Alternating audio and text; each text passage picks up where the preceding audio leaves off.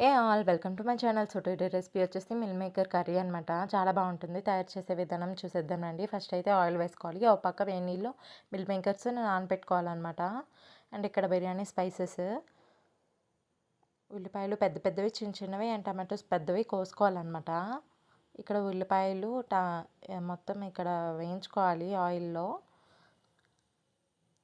And ఇక్కడ tomatoes, ఉల్లిపాయలు grind చేసుకోవాలి ఫోర్స్గా కూడా.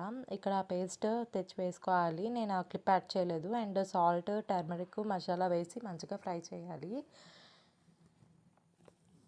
ఇంకో పక్క ప్యాన్ వేసుకొని మిల్ మేకర్స్ బాగా స్క్వీజ్ చేసుకొని ఇంకా టర్మరిక్ వేసుకొని బాగా ఫ్రై చేసుకోవాలి.